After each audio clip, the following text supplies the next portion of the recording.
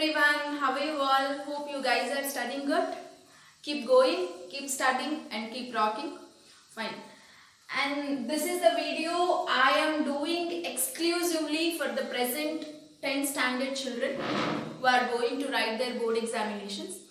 And here I am doing a revision on the chapter 1 of science, that is chemical reactions and equations. I will cover the whole chapter, and this is all about the important points that you have to stress more about the board examination. Okay, fine. And chemical reactions and equation, it's a very fundamental chapters of chemistry, yet important for board examination also, where you have learned the most fundamental aspects about the chemical topics, right? Chemistry topics like balancing equation you have learned, and you have learned what do you mean by a chemical reaction, how to write a chemical equation, various types of chemical reactions you have learned with the examples, with the experiments, and finally something about corrosion and rancidity also you have learned. So all the concepts quickly I am going to revise one by one. Just keep observing and keep watching and analyze it carefully. Fine. And let us go for the first concept of the chapter, how to determine or identify a chemical reaction. Okay, you all know how a chemical reaction happens. You will take two reactants, say for example A plus B combined. Okay, you get certain new products you are going to get. And when A and B combine, when they undergo a certain chemical reaction, you get a new product. And how do you know that A and B are combining with each other to get a new product? How do you know that there is happening a chemical change in a particular reaction? So it is, how do you identify a chemical change? It is by these four factors. Okay, factor number 1, by change in state, by change in color, by evolution of gas, and by change in temperature. Okay, so these are the four factors that will help you out to identify a chemical reaction, or to determine a chemical reaction, or to recognize a chemical reaction. Okay, and for each category you have to remember one example at least. In the examination directly they will ask you a question like how do you identify a chemical reaction with the help of change in state? Explain with an example. So these are the type of questions that you can guess for the board examinations. Okay, fine. And let us go for the examples that were there in our NCERT book. Okay. For this category, so chemical reaction can be identified by change in state. Okay, so whenever a chemical reaction happens, state of the reactant will change. If the reactant is in solid form, it may be converted into liquid, or it may be converted into powder form, or it may be converted into gas, right? So reactant's state will be completely changed. That way you are coming to know that there happened a chemical reaction within it. Okay, so what was the example that was mentioned in our NCERT book about this particular factor? It is Mg plus O2 giving MgO.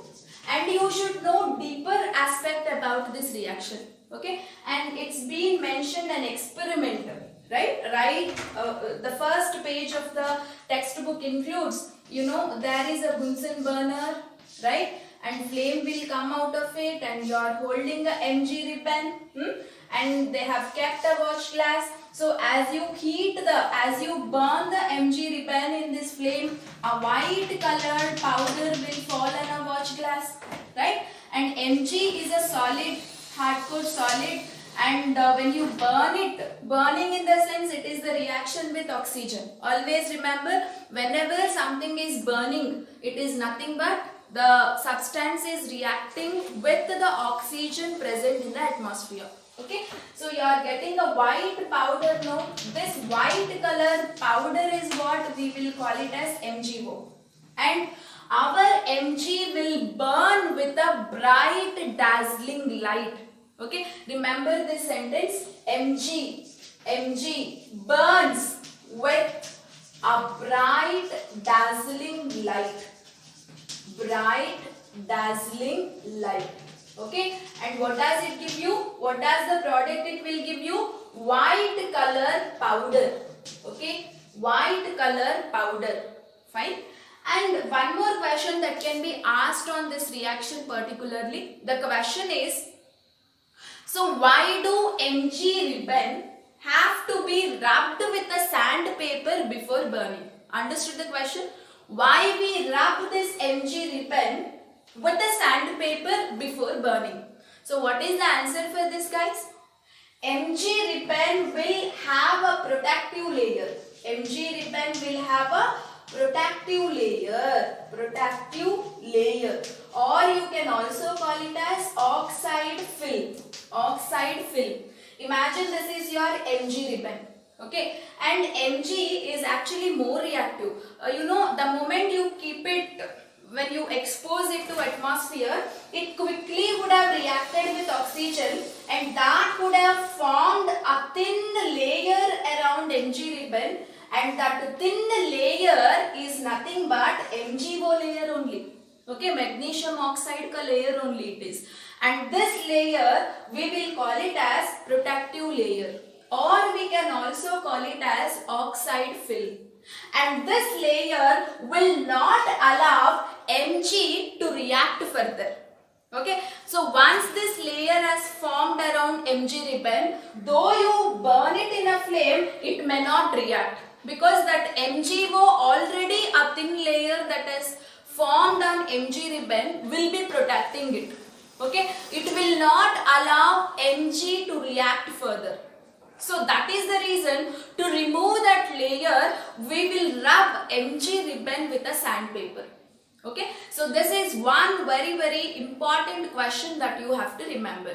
Why do Mg ribbon is rubbed with a sandpaper before burning? So what is the answer here? Answer is, Mg ribbon will have a protective layer, that is oxide film around it. To remove that, okay, to make it react, we will rub the Mg ribbon with a sandpaper. So this is one important thing that you have to remember about this particular reaction. Fine. And coming to the second factor. So when they ask you to give example for this factor, you can always give this as an example. And now coming to the second factor. What example you can give for change in color? So sometimes when chemical reactions do happen, color can be changed. If it is in a white color, it may become yellow or something. So by observing a color change, you can decide that there is happening a chemical reaction within it. Okay. So what was the example that you have studied in your textbook? See, I am giving example for second one. Okay. Remember the examples, and this is the example for the first factor. Example for the first factor, Mg1. And now I am giving example for the second factor. Okay. Say lead nitrate.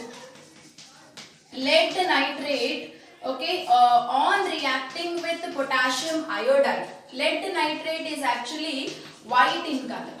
Okay. And when this reacts with this is also an example for double displacement reaction, if you can observe.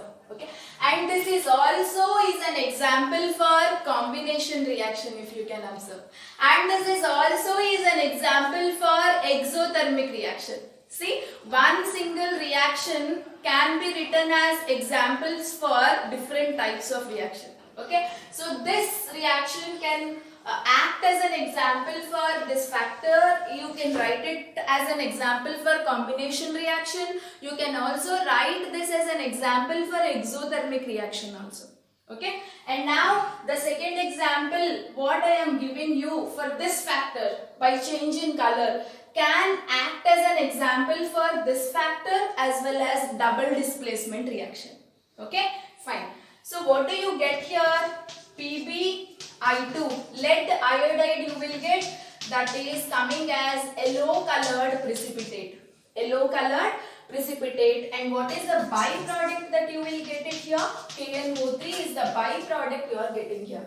So this can be written as an example for this factor, and this can be written as an example for double displacement reaction also. Okay, fine. And coming to the third factor. Okay, So what is an example that you can give for the third factor? By evolution of gas.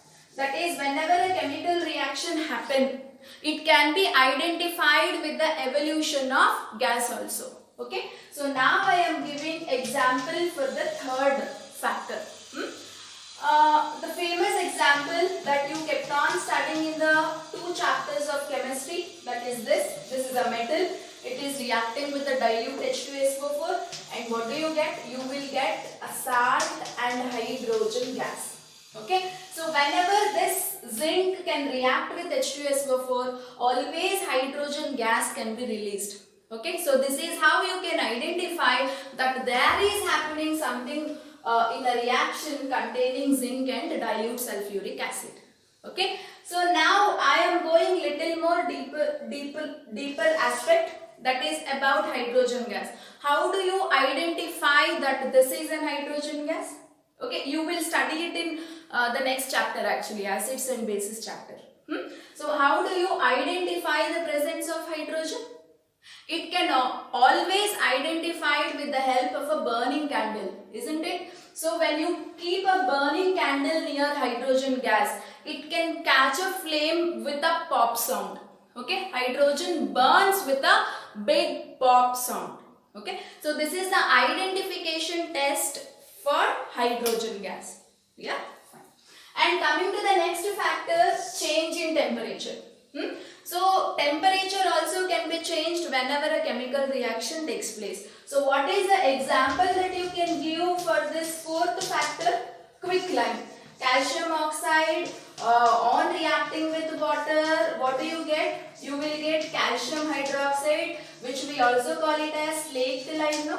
Okay, slaked lime. And this is an exothermic reaction. Heat is always liberated. So this is any exothermic reactions can be given as an example for this factor.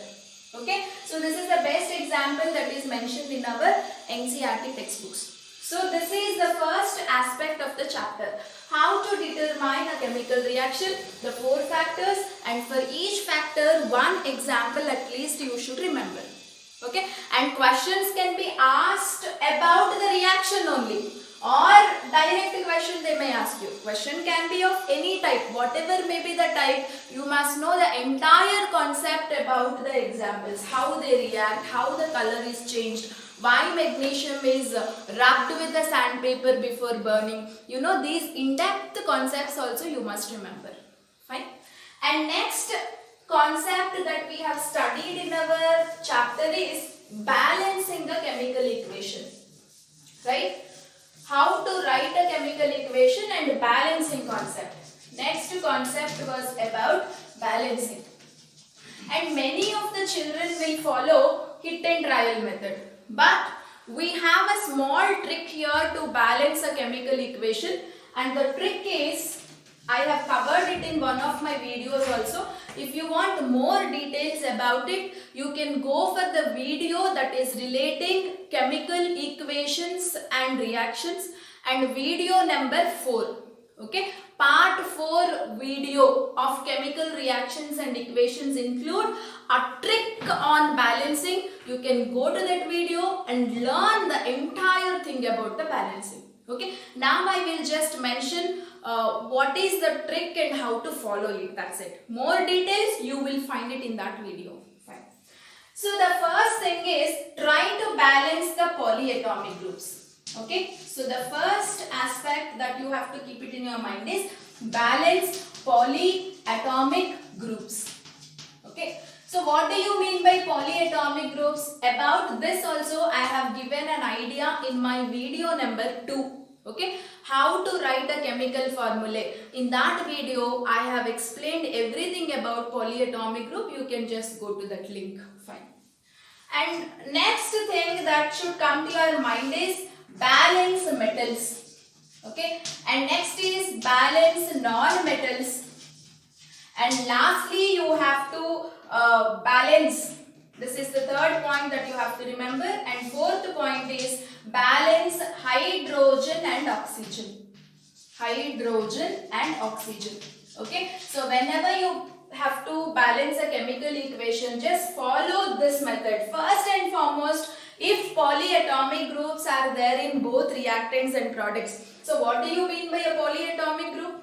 Say groups like OH, NO3, SO4, CO3, HCO3, these special groups which you don't find as a group in our periodic table are called polyatomic groups. I'll show with one example. Okay, so example, this reaction you observe. Just now I have given you as an example for change in color. So this reaction I am writing once again.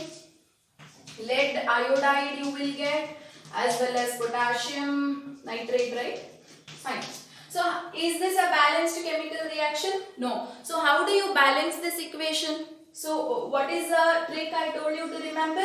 First, balance polyatomic group if it is there in both reactants and products. Okay. So which is a polyatomic group here? See NO3. NO3 is there as one group. You no need to balance nitrogen separately and oxygen separately. Take NO3 as one single group and balance it. Your work will become easier. Okay. So NO3. How many NO3s are there? 2 are there. And here how many NO3s are there? Only 1. So you need to put a digit here.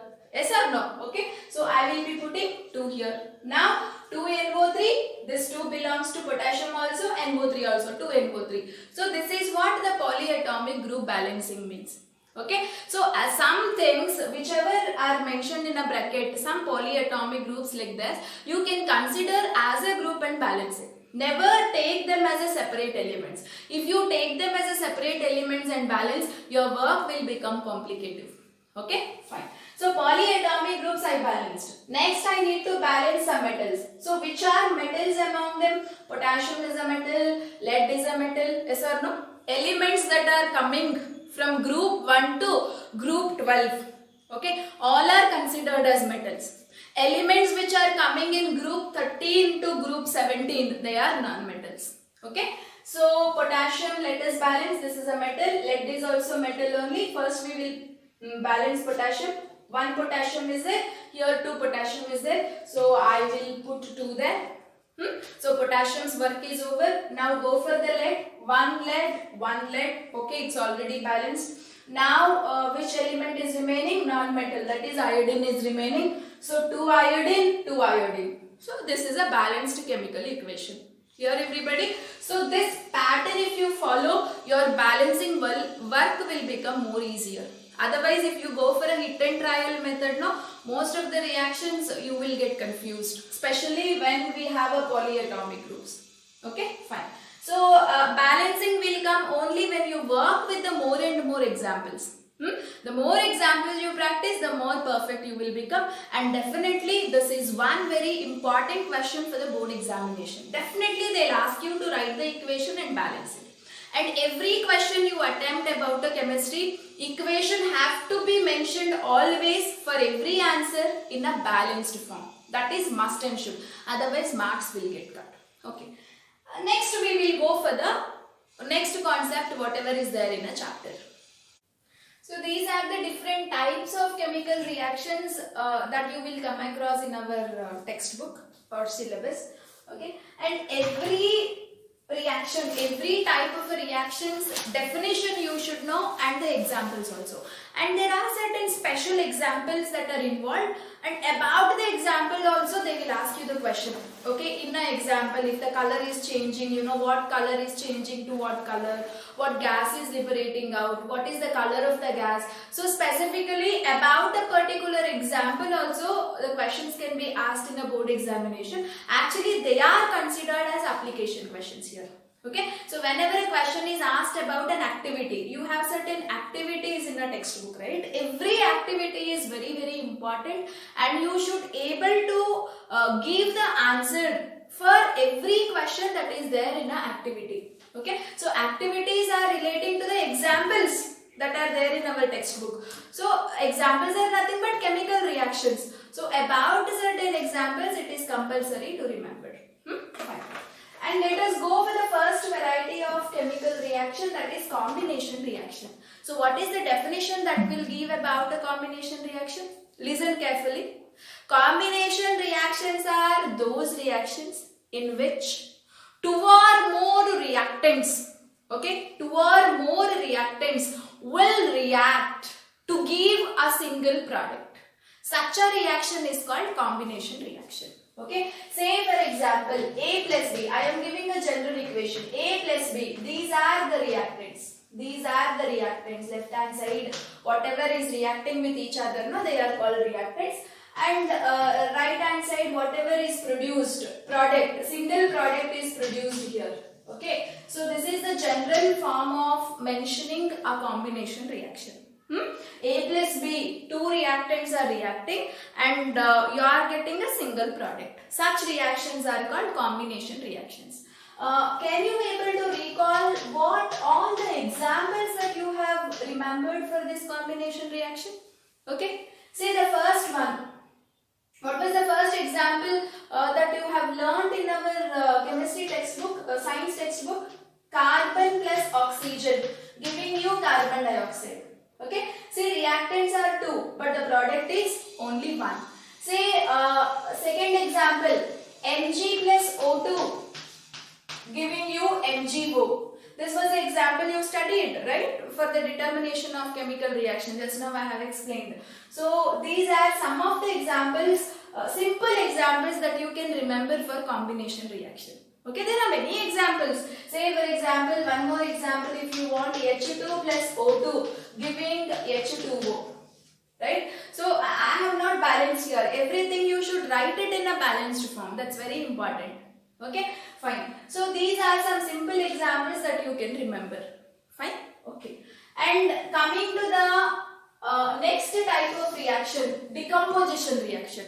Decomposition reactions are the most important topic of the chapter. Okay, so you can guess more number of questions, more chances are there to ask about the decomposition reaction in this from this particular chapter. Okay, so what may be the decomposition reaction? It is just opposite to combination reaction. Decomposition reactions are just opposite to combination reactions, right? So opposite in the sense, how you can explain? One reactant will undergo decomposition. Decomposition in the sense breaking. Okay, one reactant undergoes breaking to give two or more products. Okay, reactant will be only one. Reactant will be only one. Okay, and it can break down. Once it breaks down, you may get two things or more substances. So two or more products you will get. So this is the general form for the decomposition reaction. There are three types of decomposition reactions. All the three types are very, very important. Their definitions and their examples. Clear? So what are the three types of decomposition reaction? First one, thermal decomposition. Thermal decomposition. Right?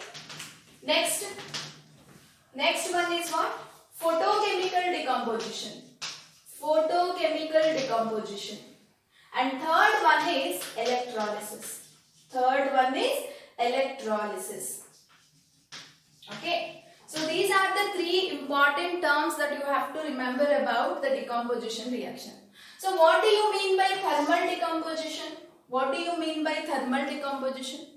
Decomposition, see, if you want to break something, definitely a form of energy have to be given from outside. Okay, energy may be in the form of heating, or energy can be supplied in the form of sunlight, or it can be supplied in the form of electricity.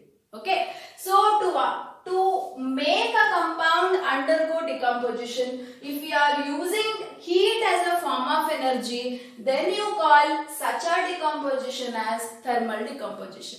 Okay, so you are breaking a compound, you are breaking a reactant with the help of heating. Okay, therma means heat, decomposition means breaking. So using heat you are breaking. So it is thermal decomposition. What examples you can give? What examples that you can remember for thermal decomposition? There are certain famous examples.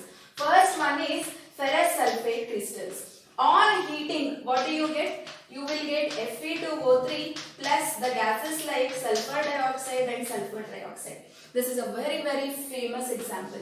Okay, and ferrous sulfate crystals are green color. Remember the color changes. About this also they may ask you as application based question. Okay, this green colored crystals will be converted into brown colored solid, and these two are gases. Okay, and these gases will have a smell of sulfur. These gases will have a smell of sulfur. Sulfur's smell is very bad smell. Okay, so SO2 and SO3, since they are oxides of sulfur, they will have a smell of sulfur. Remember, ferrous sulfate crystals are green color. Actually, ferrous sulfate is a hydrated salt. FeSO4 dot 7H2O is the complete formula for ferrous sulfate. It is also called as green vitriol. Okay, because of this water of crystallization, it is green in color. And the moment you heat it, this water of crystallization will go off. Okay, that is why that green color has converted into Fe2O3, that is a brown colored solid. And you are getting two gases which are having a smell of sulfur. So this is one important example for thermal decomposition. Fine. And what is the second example that you can give? Example number 2 that is mentioned in our textbook. Lead nitrate. When you heat it, okay, this is the symbol of heating. You have to mention above the aroma. When you heat it, what do you get? You will get lead oxide, right? You will get lead oxide plus NO2 plus O2. This is one more important reaction. And lead nitrate is white colored crystals. Okay, and you know the gas, the NO2 gas that you are getting will come out as a brown colored gas. Remember the color changes, that's very important. This is what you have to remember in a chapter to answer the application questions or MCQs. Okay, so white color lead nitrate, when you heat it, you will get brown color NO2 gas. Okay, along with oxygen gas also. So this is the second example that you have to remember.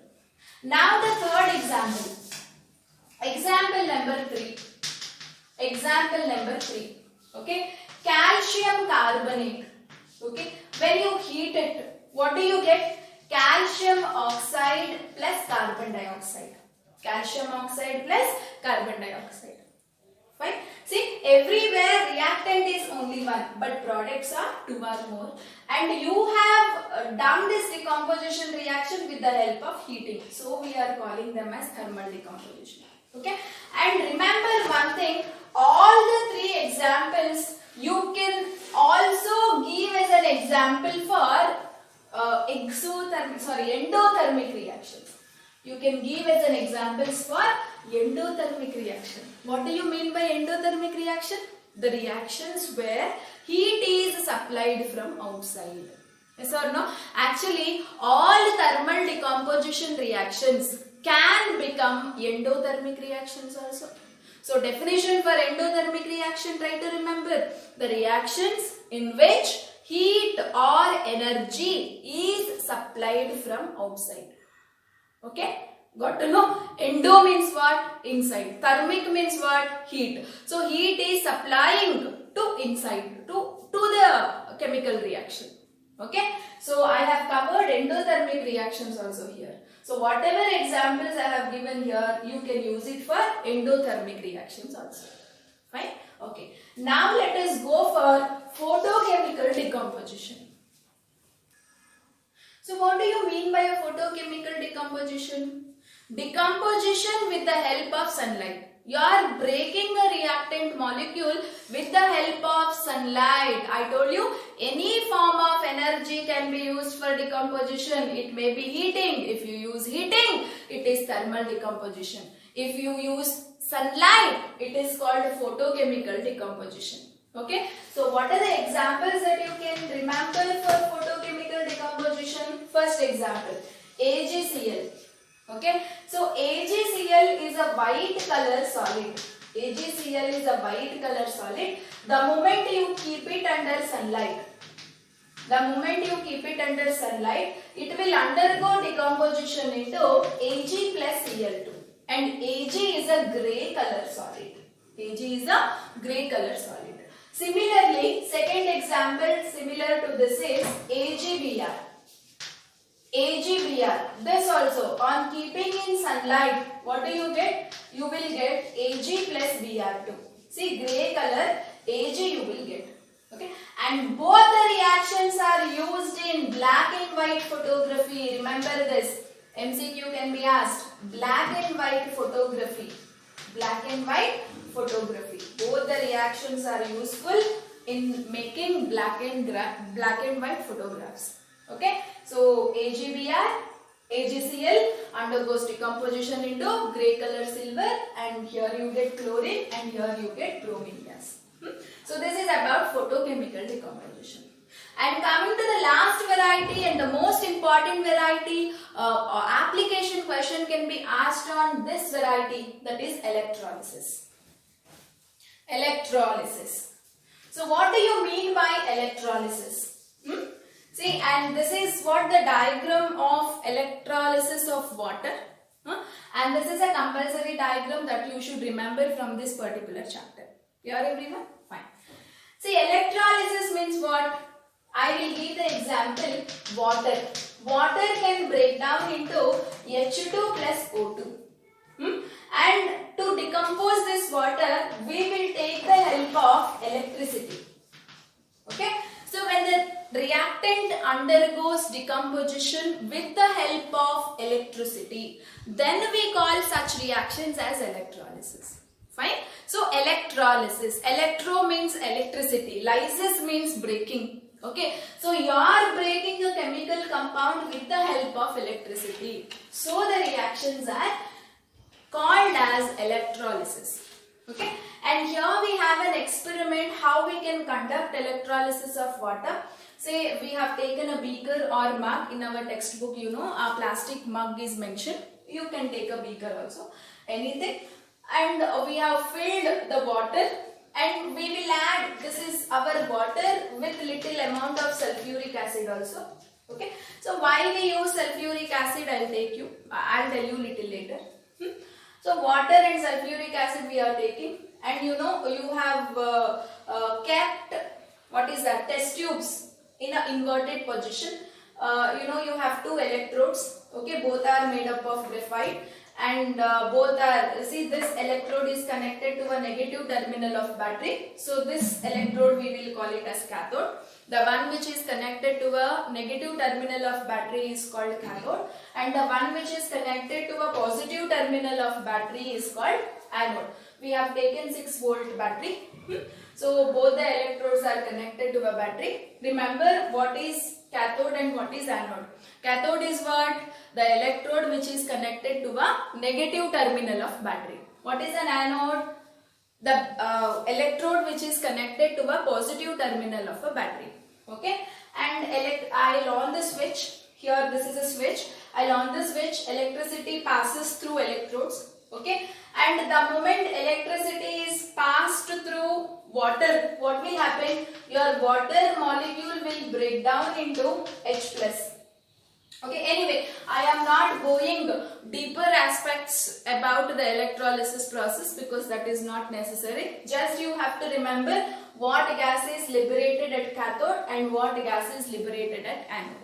Okay, the gas liberated at cathode is hydrogen. You see, this is your cathode side, negative side.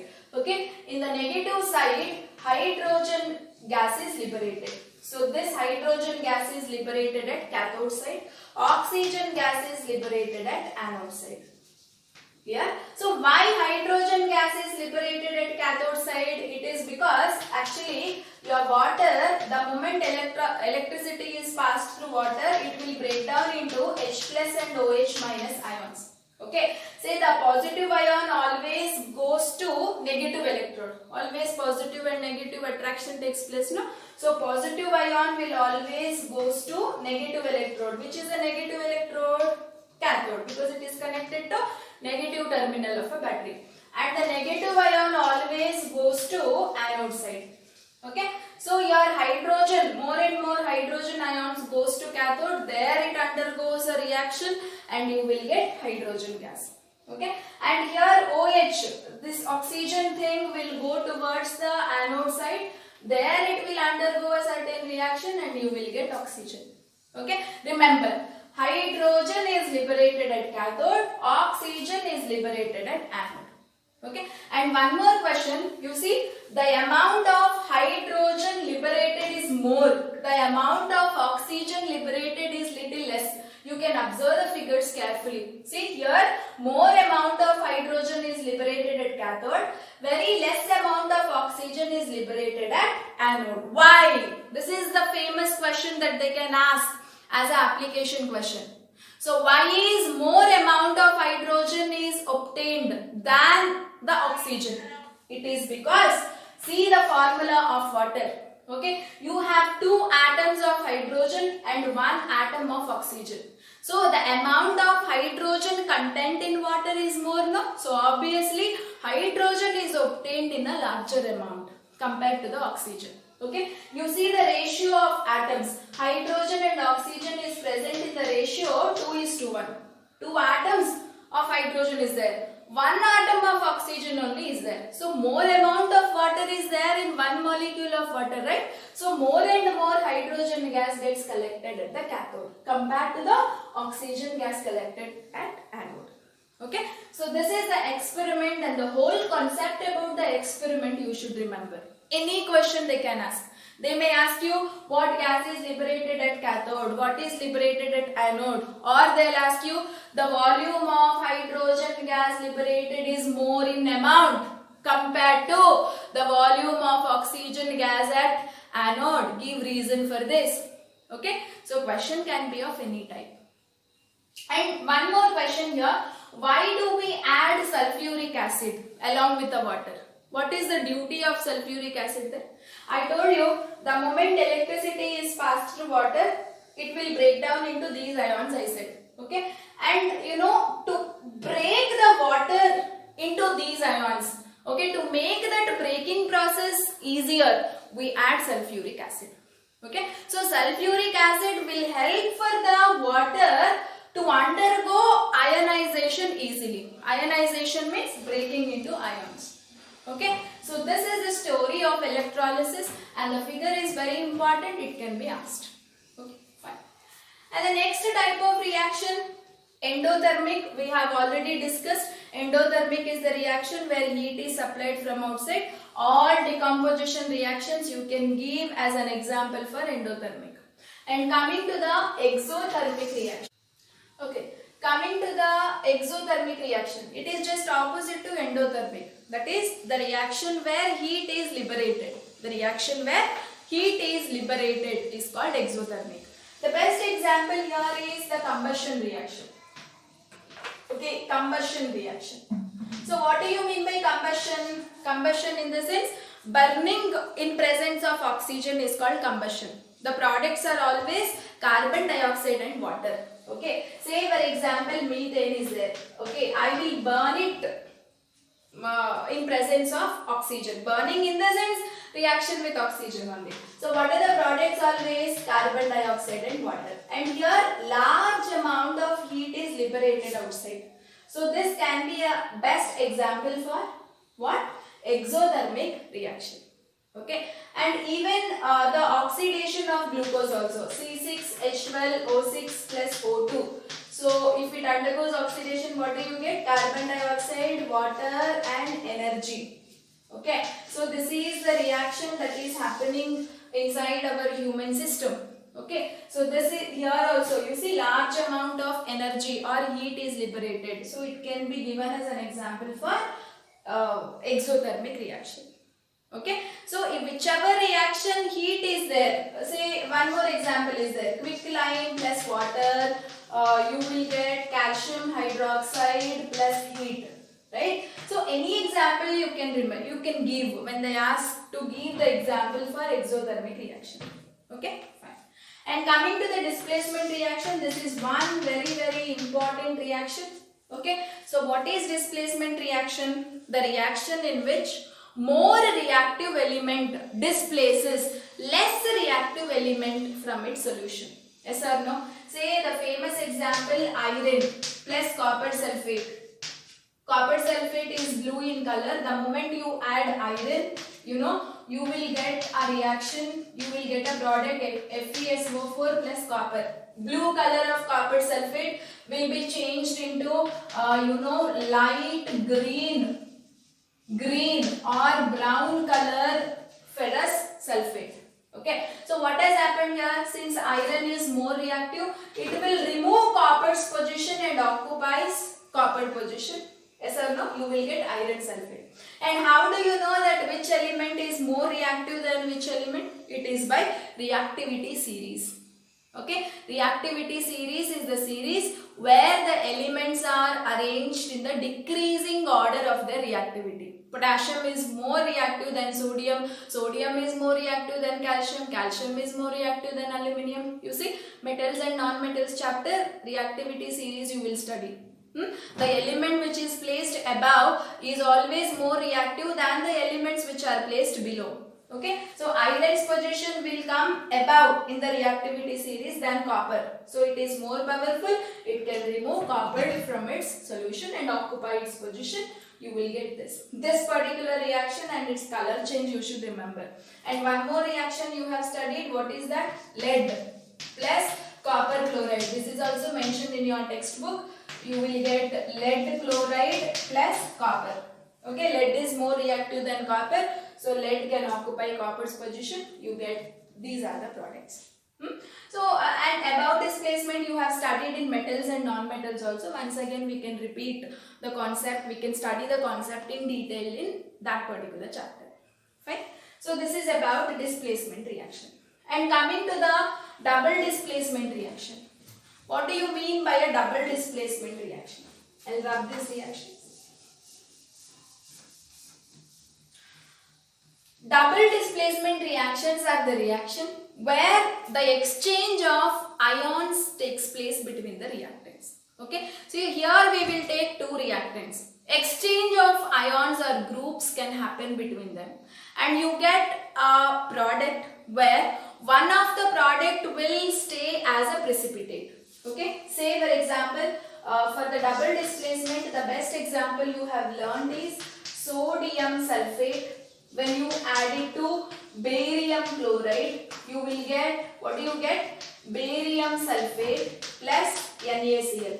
You see, here sulfate and chlorine have exchanged their position. Chlorine is coming here, sulfate is going there. Okay, and your barium sulfate is obtained as a white colored precipitate. So what is a precipitate here? It is an insoluble compound, okay, that can appear during double displacement reaction. So double displacement reactions are also called as precipitation reactions. Precipitation reactions. Okay, since precipitate is formed in them, we will call it as precipitation reaction. And coming to the oxidation reaction. So what do you mean by oxidation? Here the meanings are very important to remember. Okay, what do you mean by oxidation? Addition of oxygen or removal of hydrogen is called oxidation. Okay, addition of oxygen. Say copper is there, I will add oxygen, you will get copper oxide. What I have added to copper? Oxygen. So this is an example for oxidation. Copper is actually a brown color solid and you get a black color copper oxide. Color change you should remember about this. Okay, this is an example for oxidation reaction. This is oxidation, addition of oxygen or removal of hydrogen. So what do you mean by reduction? Addition of hydrogen is called reduction. Okay, say an example, copper oxide plus hydrogen, or you can go with the simple example, sodium with hydrogen, you will get sodium hydride. Okay, see, to this we have added hydrogen. Addition of hydrogen is called reduction or removal of oxygen also. Two meanings you have for oxidation and reduction. Oxidation means addition of oxygen or removal of hydrogen also. Reduction means addition of hydrogen or removal of oxygen also. Okay, so both the meanings you have to remember. Fine. And now what do you mean by a redox reaction? And this is very important concept, and few different types of questions can be asked on this. Redox reactions are those reactions where you have both oxidation also, reduction also. Okay, in one particular reaction, both the process happen simultaneously. Such reactions are redox reaction. You see here, copper oxide converting to copper. What you have observed? Oxygen is removed. Removal of oxygen, we will call it as reduction. No? So this is a reduction process. And see the conversion of hydrogen to water. Oxygen has been added, right? See, hydrogen converted to water.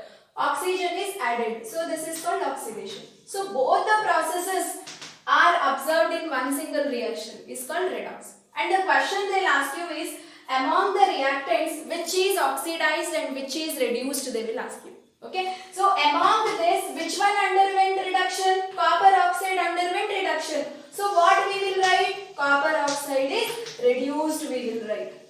Okay. Among these two, which guy has underwent oxidation? Hydrogen underwent oxidation. Now see this conversion. So we will write H2 is oxidized.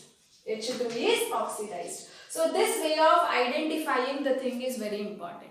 Okay, they will give one reaction and they'll ask you which is oxidized and which is reduced. And can you tell me in the second equation which is oxidized and which is reduced? You see, zinc oxide converted into zinc. What happened here? Oxygen has been removed. Removal of oxygen, we will call it as reduction. Right? And carbon has converted into carbon monoxide. What you have observed here? See, carbon converted to carbon monoxide. That means oxygen is added, you know. So this process is oxidation. So now tell me which is oxidized and which is reduced here. Zinc oxide underwent reduction, no. So just tell zinc oxide is reduced. The one which is undergoing reduction, we call it as it is reduced. Okay. And which underwent oxidation? Carbon. So we say carbon is oxidized. Carbon is oxidized. So this set of questions are very, very important. Okay. So which is oxidized, which is reduced type of questions, very, very important. Fine. The last topic of the chapter is corrosion as well as rancidity. So what do you mean by a corrosion? Iron is corroded, we said. Silver is corroded. Copper is corroded. So what is that corrosion? Corrosion in the sense are metals that can react with oxygen or water vapor, and once they react with oxygen or water vapor, they will get spoiled. Okay, their color may be changed. So this is what we call corrosion. Okay, say for example iron is there. Okay, iron when you keep it in an open atmosphere for a longer time, you will observe the rust, right? That brown color thing that is deposited on iron, that is called rust. So rusting of iron, we will call it as corrosion. Rusting of iron is one particular example. Okay, and later silver articles become black. Silver articles become black. And copper articles become green after many days, right? So what is happening here? Actually copper is reacting with carbon dioxide which is present in the atmosphere. So it is getting converted into copper carbonate. This is what that green color coat. Okay. And what is happening with the silver here? Silver is actually reacting with the oxygen in the atmosphere and you are getting AgO. Okay, this AgO is the black color substance that you will appear on silver articles. Silver anklets or silver bangles you will wear. After many days, the silver will become black or brown. Yes or no? So what is happening? The silver is actually reacting with oxygen slowly and its color is slowly getting changed. That means a chemical reaction is happening here. Okay, and here rust. How do you observe a rust? Fe reacts with oxygen as well as water vapor and you will get Fe2O3.2H2O. Okay, remember this is the formula of rust. They can ask in MCQs. This is the formula of rust. Fe2O3.2H2O. Okay, so this is how the metals, when they react with water vapor of atmosphere or oxygen gas of atmosphere, they react chemically. Their nature will be changed. Their color will be changed. Okay, their properties are changed. This is called corrosion. And coming to the rancidity. So what do you mean by rancidity? It's all about fats and oils. Okay, fats and oils, when they are exposed to atmosphere, their smell and taste will change. Okay, say for example butter is there, or you have got some chips from a market. The packets and all, if you open and keep it in an atmosphere, what will happen? After a day or 2 days, their smell will change, their taste also will change, right? That means they have undergone some reaction. The fat and oil which is present in the chips, no, they would have reacted with oxygen. They have become something else, so their color and smell and taste have been changed. Okay, so this is what we call rancidity. So fats and oils undergoes oxidation, so their smell and taste will change. This process we will call it as rancidity. And how do you prevent rancidity? How do you prevent? Methods of preventing rancidity, they'll ask you for 2 marks or 1 mark. So how do you prevent rancidity? By keeping fats and oils in airtight containers. Airtight containers. Okay, and also by adding antioxidants. Antioxidants. See why their taste and smell is changing? Because they are reacting with oxygen. So reaction with oxygen is called oxidation. They are undergoing oxidation reaction here. To avoid that, we add certain chemical agents. We call them as antioxidants. So the best example for antioxidant is nitrogen gas. Okay, so that is why chips packet and all, before they pack it, no, they will flush it with nitrogen gas, because it will avoid oxidation reaction that can happen with fats and oil. Okay, so this is about rancidity, and that's all about the chapter 1, chemical reactions and equations. So I have covered every reaction that is mentioned in a textbook and every aspect. Concentrate on all the activities that are given in the boxes inside a science textbook. Read the textbook line to line and try to understand. Definitely you can score maximum number of marks. Thank you so much. And if you like this video, please like the video, share it and subscribe the channel.